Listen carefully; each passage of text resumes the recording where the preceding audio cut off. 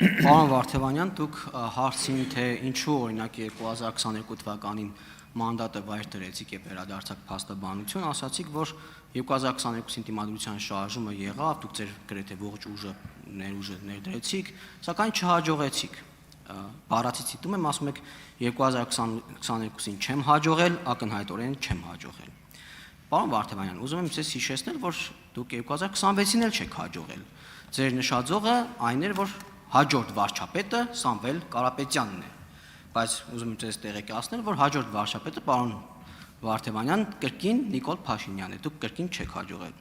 Դուք հետ հաշվարկ եք սկսել, ասում եք մնաց այսքան օր, այնքան օր, վերջին օրն ասում եք մնաց 1 օր։ Այդ 1 օրից մի քանի ամիս արդեն անցել է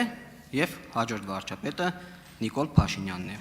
Հիմա, պարոն Վարդևանյան, դուք ակնհայտորեն չեք հաջողել։ Հիմա ուզում եմ հասկանալ, այն ժամանակ չհաջողեցիք, մանդատը դրեցիք, հիմա նույն կերպ չեք հաջողել, ինչու եք ուզում դառնալ ԱԺ փոխխոսնակ։ Այդ ինչ փոխվեց, պարոն Վարդևանյան, որ մի դեպքում չհաջողելու դեպքում մանդատ եք դնում, մյուս չհաջողելու դեպքում, նույն կերպ չհաջողելու դեպքում փոսովորական падգամավորից ուզում եք դառնալ ԱԺ փոխխոսնակ։ Հարցադրման վերջին հատվածից սկսեմ, եթե հարցնում եք սուբյեկտիվ իմ մոտեցումը, արդյոք ես նման ընդգծված ցանկություն ունեմ։ Նման ցանկություն չունեմ, պարոն Հակոբյան։ Խմբակցությունը որոշել է առաջադրել ինձ, պատասխանատվությունը ստանձնում եմ, ցանկություններով չեմ առաջնորդվում։ Փողոցային ինտենսիվ շարժումը, հանրահավաքները, նույնացնել ազգային ժողովի ձևավորման փուլի հետ նույնական չեն։ Ելակետերը այդքան էլ պատշաճ չեք վերցնում։ Իսկ եթե հղումը տալիս եք չհաջողելուն, դե առնվազն 2 անգամ նշեցիք, որ չեմ հաջողել։ Ես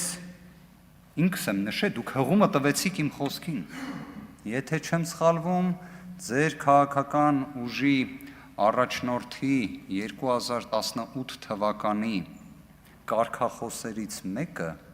մի քանի անգամ պարտվելու մասին էր։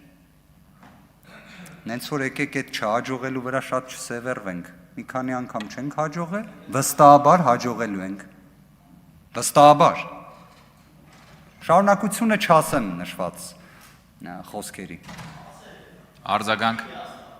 պարոն Սարգսյան, ներողություն, պարոն Սարգսյան։ Այդ արդեն դուք որ հարց տաք իրար հետ արձագանք։ Պարոն Վարդևանյան, ասում եք ձեր ցանկությունը չի, խմբակցությունը որոշել է, դուք էլ որպես կուսակցական համաձայնություն տվել եք եւ առաջադրել եք։ Ուրեմն կարող ենք ենթադրել, որ նախորդ դեպքով էլ ձեր որոշումը չի եղել ու խմբակցությունն է որոշել։ Եթե ոչ, այսինքն Հայաստան խմբակցությունն նախորդ, եթե ոչ, ապա այդ ո՞նց է, որ այն ժամանակ ձեր կամքով որոշումներ եք կայացնում, հիմա դες խմբակցության կամքով եք որոշումներ կայացնում։ Պարոն Հակոբյան, վստահ եմ ժամանակի ընթացքում հիմա դուք առնվազն խմբակցության քարտուղարի պաշտոնն եք զբաղեցնում եւ տարբերությունը պատասխանատվության աստիճանի կգիտակցեք։ Ընդհանրապես պատասխանատվությունը դա իրավունքների զիջում է։ Հետաքրքիր դիալեկտիկա է։ Երբ դու լրացուցիչ պատասխանատվություն ես ստանձնում, դրանով քո հայեցողական ցանկության չափաբաժինը նվազեցնում ես։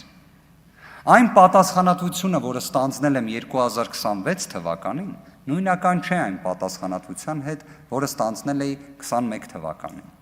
Այլ կերպ ազատությանս աստիճանը պատասխանատվության հետ համադրման հետ տարբեր էր։ 2022 թվականին նպատակահարմար համարել եմ նման որոշում կայացրել եմ ինքս։ Այս անգամ ի սկզբանե մեր հայրենակիցներն էլ թող իմանան,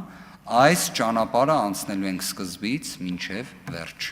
Պատվով, արժանապատվորեն, հաղթանակով։